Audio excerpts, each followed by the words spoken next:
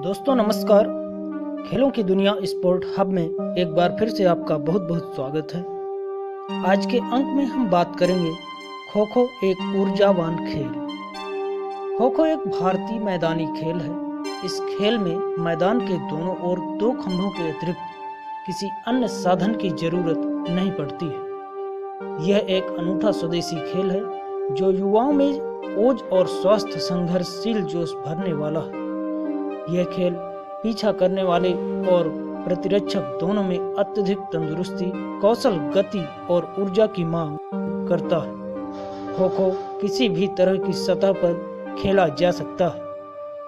खो खो मैदानी खेलों के सबसे प्राचीनतम रूपों में से एक है जिसका उद्भव प्रागैतिहासिक भारत में माना जाता है। मुख्य रूप से आत्मरक्षा, आक्रमण व प्रत्याक्रमण के कौशल को विकसित करने के लिए इसकी खोज हुई थी। खो खो का जन्म स्थान बड़ौदा को कहा जाता है।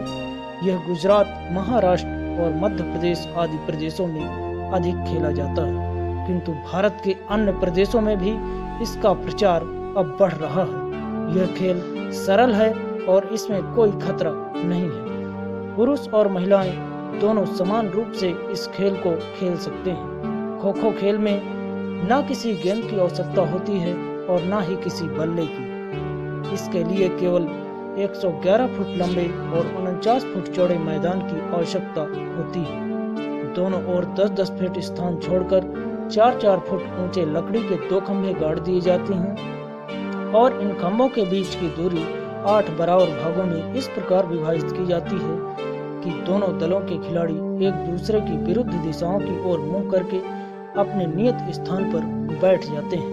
प्रत्येक दल को एक एक पारी के लिए 7-7 मिनट दिए जाते हैं और नियत समय में उस दल को अपनी पारी समाप्त करनी पड़ती है। दोनों दलों में से एक एक खिलाड़ी खड़ा होता है। पीछा करने वाले दल का एक विपक्षी दल के खिलाड़ी को पकड़ने के लिए सीटी बजाते ही दौड़ता है। विपक्षी दल का खिलाड़ी पंक्ति में बैठे हुए खिलाड़ियों का चक्कर लगाता है।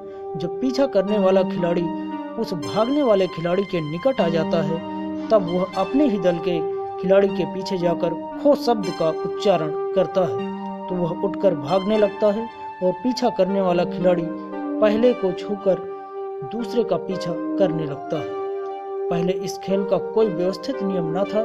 खेल की लोकप्रियता के साथ इसके नियम बनते बिगड़ते रहे। 1914 में पहली बार पूना के डंकन जिमखाना ने अनेक मैदानी खेलों के नियम लिपिबद्ध किए गए और उसमें खो खो भी था। तब से उसके नियम के अनुसार थोड़े स्थानीय हेरफेर के साथ यह खेल खेला जाता है। खो खो की पहली प्रतियोगिता पूना के जिमखाने में 1918 में हुई। फिर 1919 में बड़ौदा के जिमखाने में भारतीय स्तर पर प्रतियोगिता का आयोजन हुआ। तब से समय समय पर इस खेल की अखिल भारतीय स्तर पर प्रतियोगिताएं होती जा रही हैं। खेल का मैदान खो खो का क्रीड़ा क्षेत्र आयताकार होता है। यह 27x16 मीटर में होता है। मैदान के अंत में दो मुक्त आयताकार क्षेत्र होते हैं। आयताकार की भुजा 16 मीटर और दूसरी भुजा 1.50 मीटर की होती है। इन दोनों आयताकार के मध्य में दो लकड़ी के स्तंभ होते हैं। केंद्रीय गली 24 मीटर की लंबी और 30 मीटर चौड़ी होती है। प्रत्येक टीम में खिलाड़ियों की संख्या 9 होती है और 8 खिलाड़ी अतिरिक्त होते हैं। प्रत्येक पारी में 9-9 मिनट छूने तथा दौड़ने का काम बारी बारी से होता है। प्रत्येक मैच में 4 पारियां होती हैं, 2 पारियां छूने की और 2 पारियां दौड़ने की। रनर खेलने के क्रमानुसार स्कोर के पास अपने नाम दर्ज कराएंगे। पारी के आरंभ में पहले 3 खिलाड़ी सीमा के अंदर होंगे। इन तीनों के आउट होने के पश्चात 3 और खिलाड़ी खो देने से पहले अंदर आ जाएंगे। जो इस अवधि में प्रवेश न कर सकेंगे उन्हें आउट घोषित किया जाएगा। अपनी बारी के बिना प्रविष्ट करने वाला खिलाड़ी भी आउट घोषित किया जाएगा। यह प्रक्रिया पारी के अंत तक जारी रहेगी।